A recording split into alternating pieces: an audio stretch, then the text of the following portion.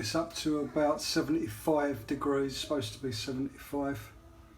It's possibly slightly over.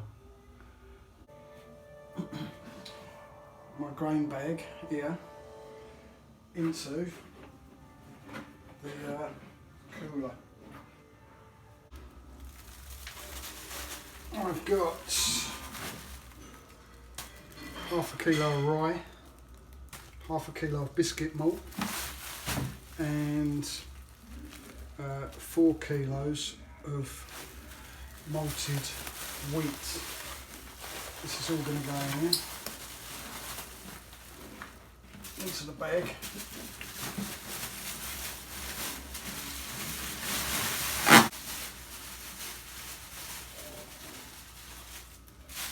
Right, and I've got a kilo of rolled oats. They're going in there as well.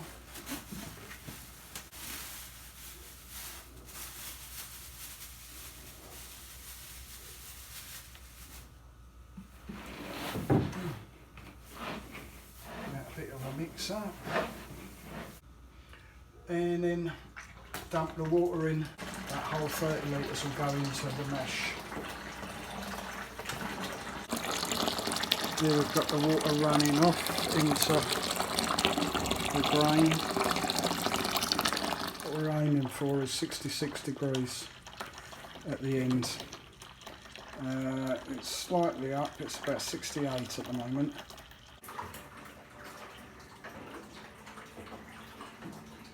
It's going to be an overnight mash, so I'm just getting all this. I'm going to put that on, I'm going to chuck blankets over it, and there's no balls, no dough balls, what they're called, when it clumps together. You've got it all nicely mashed.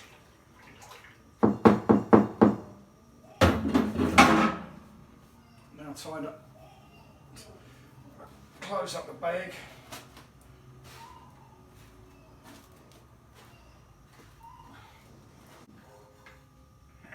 I've got 68 degrees, whatever, that'll be alright. 68, 66, no worries. Don't have to be exact. Lids on. Now I've got blankets with some pillows. Right, that's nicely insulated. That can just stay there now until tomorrow. That's tonight's part of the job done.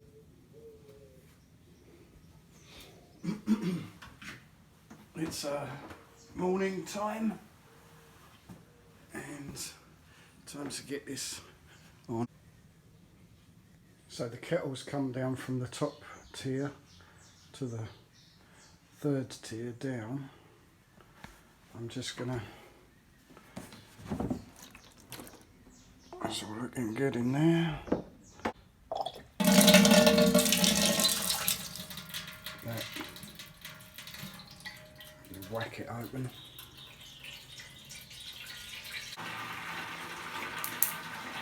I'm going to take a gravity reading.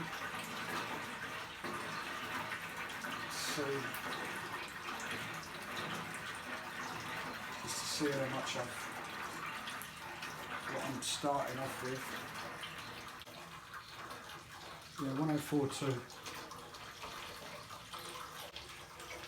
That's enough sugar to give me a beer of about 4.5%. About 4.5%, I think. That's not bad, 104.2. Right, now it's in there.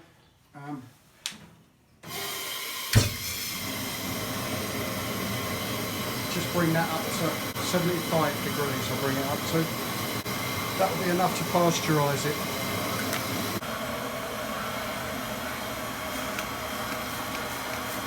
This gets a thorough alcohol in. I mean thorough. I want to be completely soaking.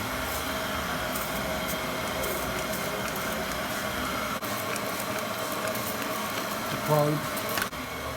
That's not even on the beer, the seal, but I like to give it a good Everything needs to be very, very clean now. Right, I got it up to its temperature. Actually, I slightly overshot and went to, not by much, 76, 77 maybe. That's alright, as long as you stick below 80. What you want is, you want it at 72 for 20 minutes. So, as long as it's over 72 for 20 minutes, that's pasteurised.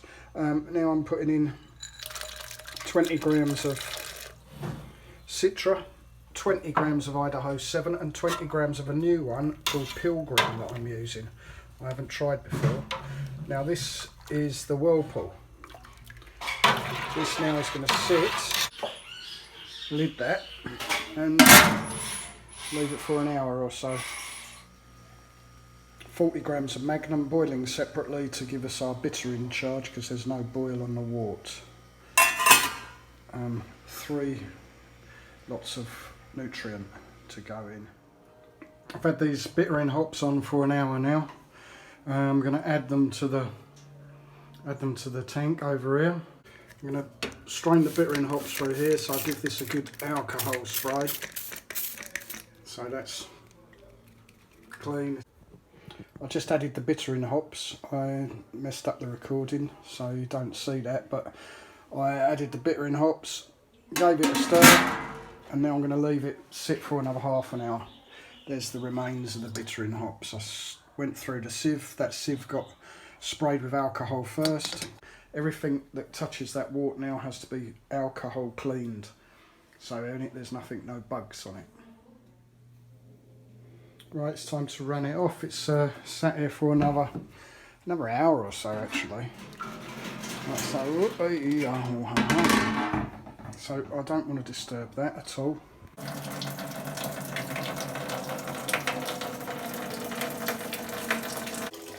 Run it off into the fermenter and let it cool.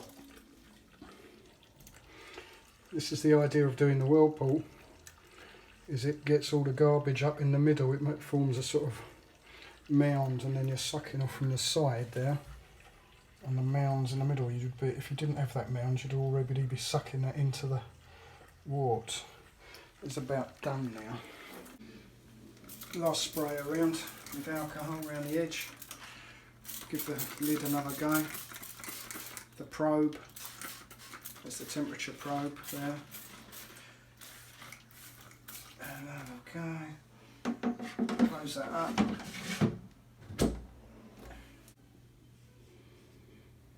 I've got an S-shaped airlock because while it's hot, it's going to bubble backwards. It's going to pull air into it while it cools. So the S-shaped airlock will bubble in both directions. If you use one of the other ones, the 3-piece, it will suck the fluid that you put in there into it. I'm going to put some vodka in there. Bit of cheap vodka, fill up the airlock. One other thing is a flask. Clean that with alcohol so that's not got any bugs in it. I'm going to take some of this, which is our wort from before. I'm going to get in about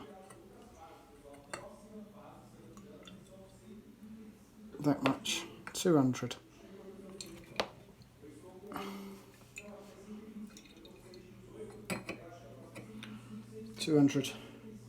ml, which is looking like slightly below 40, which would be perfect if that stays there. Right, I've decided to pitch a Voss. This is one I dried myself. It's a gram, 1.2 grams of Voss. That's going in there. Bit of foil. Spray with alcohol again. That goes over the top of that. And give it a little swirl around. Get a bit of air in there. That's a vitality starter, that is. Once that's below 40, I'll pitch my vitality starter into that and that'll go.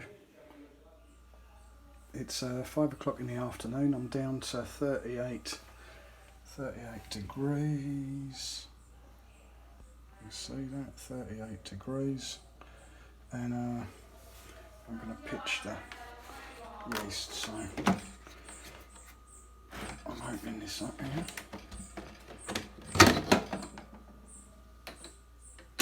And I'm going to give just a spray around with the alcohol, just to make sure. I always do that whenever I open it. Yeasts, the vitality starter's coming on nicely. Look at that, there's a krausen on it. Give that a good shake on it. And I'm going to put this down because I need to hold this. Right, yeast's in. And that now, we're going to leave that. We'll just come back. It's 5 o'clock now. We're going to come back and see how long it takes for it to start bubbling away.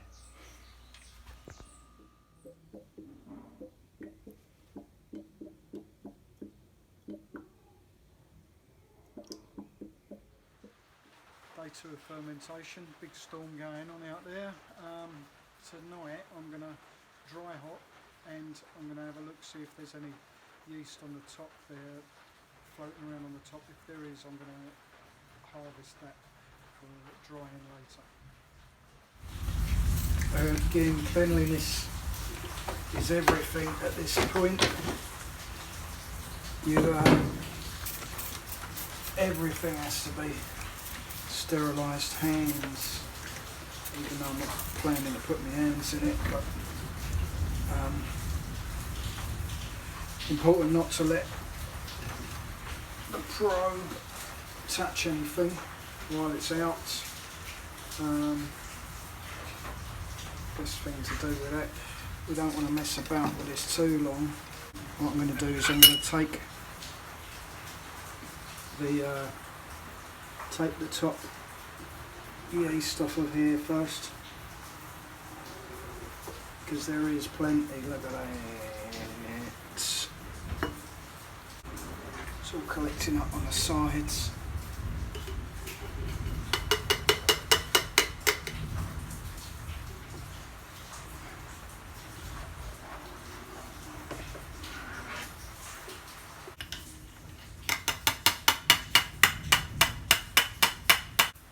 So now dry hops can go in.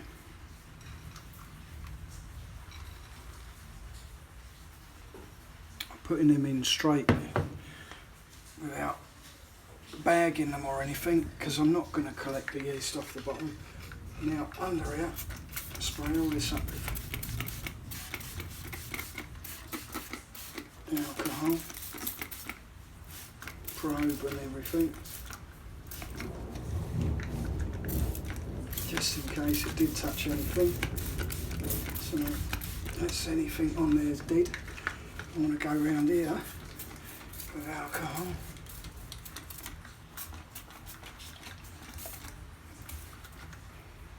And I'll give them a little stir in them pellets, but no need to do too much. Now, that's back.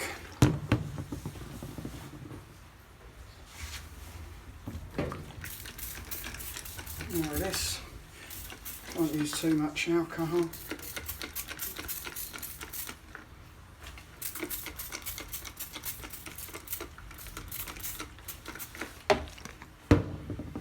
That's this is 70% alcohol, by the way.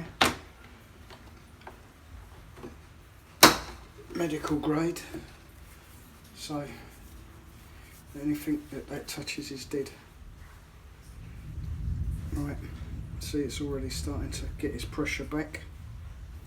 That'll blow the air out that we've just introduced there. That's the idea of dry hopping it while it's still actively fermenting. See, still it's starting to chuck that air straight out already.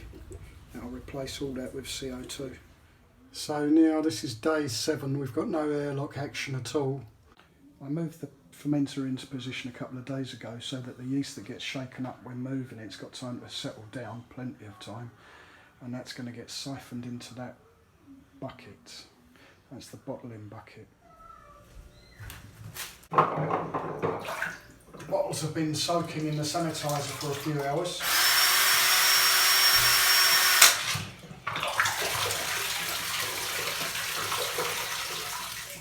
Blast with that.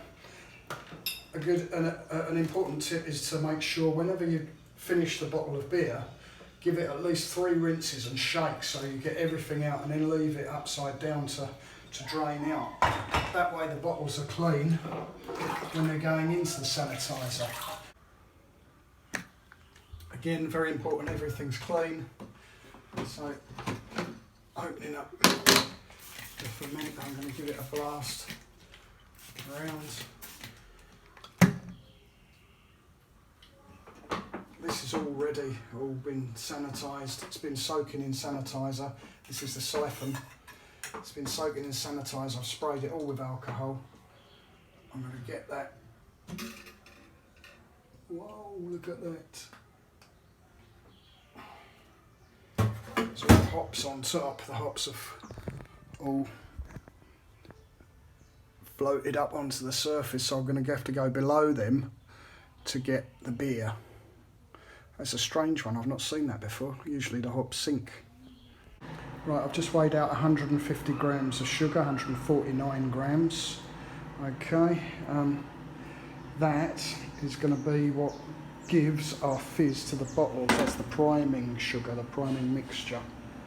I'm putting in about a bit less than half a litre. Yeah, give it a couple of, like a minute or so. It doesn't need much at all. But just to be certain, just to make sure that the saucepan's all clean and that, it helps if that's got boiling sugar water all over it. Then we know there's nothing coming into the beer. Right, this is the priming sugar boiling here. This is what's going to give us the fizz in the bottles, because there's no sugar left in the beer now. It's all been consumed by the yeast and they've stopped doing their work. So what we're going to do, we're going to put this into the beer, this sugar water, and then the yeast that are still in solution are going to eat this, produce CO2, but they're going to do that inside the bottle, which is going to be sealed so that pressurises it. So the CO2 actually goes into the solution of the beer. It doesn't bubble off like we've got in the fermenter, it bubbling out of the airlock.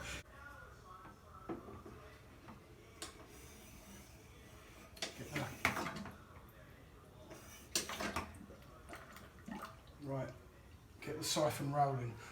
An important thing here is to make sure the thing's closed, the spigot's closed. An important thing is, what we want to do here is minimise the amount of oxygen getting mixed into it. So we really want to keep oxygen out of it. So if you see, the beer is coming out of that, it's being done underneath it. You don't want it splashing down. Yeah, I'm going to add once I've got a few litres in there, just because I don't want to add boiling sugar onto the plastic, I add the sugar. I'm going to get that as near as possible and just sort of almost fold it into the mixture.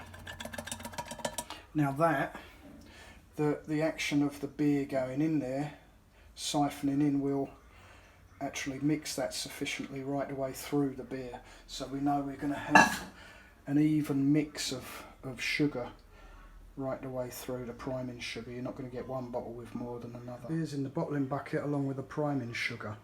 Now our next step is that goes into the bottles. Good idea to get the caps in some sanitizer for, there's probably enough caps there. Get them in the sanitizer so they can soak for a bit, so they're nicely sanitised. That's Bottles all cleaned, sanitised, ready to roll. Bottle bucket. So we're ready to go now. I've got a bottling wand here. It's got a valve on the end, so when you lift it up it closes. Although this one's not over the moon, it's not the best one on earth, but right, there we go. Let's roll with them filling up them bottles.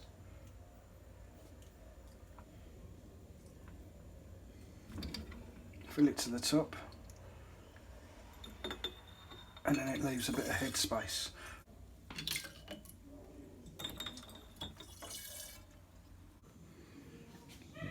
Now it's just capping the bottles.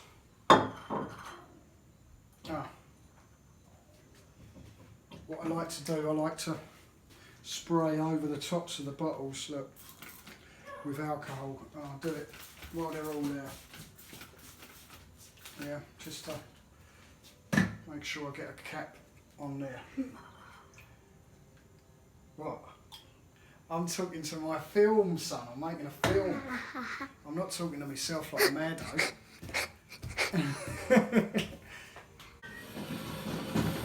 Bones and bones and dry bones. And last one. That's done.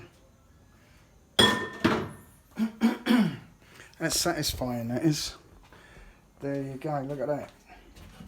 All the soldiers lined up on parade. It's Monday today. I expect to be sampling that Thursday evening. So it's Thursday night, and I've had this in the fridge for the day, or since the afternoon. So we finally get down to tasting the first of our overnight mash raw wheaty ales. There's a got the gas. Now it's not going to be a clear beer because it's made from wheat, so I'm expecting it to be very hazy, which it certainly is. Look at that. Big notes of the hops coming through there. Very fruity flavour, smell, fruity aroma.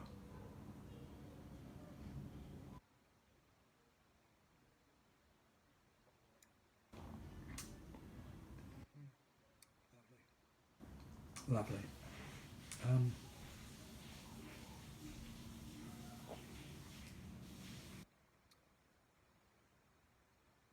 Orange, for sure.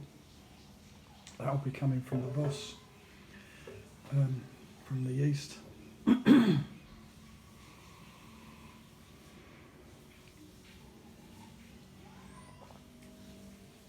Pineapple. It's got pineapple notes to it. I'd say there's a slight, very slight herby.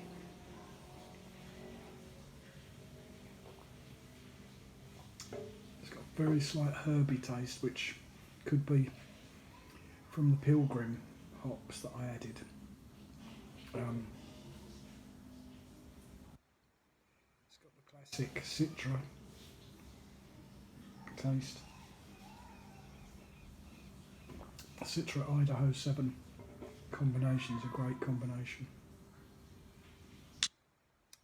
But a lot of mouthfeel.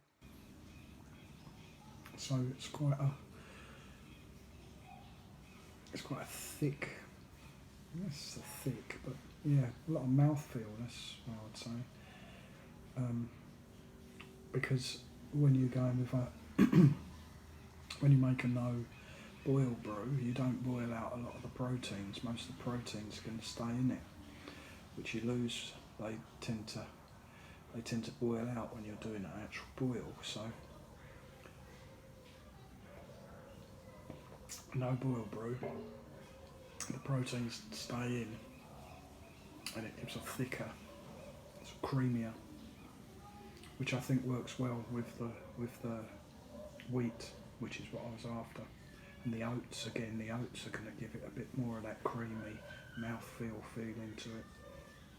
But that, if I say so myself, is an absolutely delicious beer. Mm. Just the right amount of bitterness, just the right, offsets the extra mouthfeel. Mm. There's nothing wrong with that at all. Nothing wrong with that at all. That's beautiful. So I'm very pleased with that. Very little work, very little equipment needed. A full-bodied, silky, fruity beer. Lovely, delicious beer that. There's no boil, there's no chill, and there's an overnight mash. All that takes a lot of the work out of the brew day.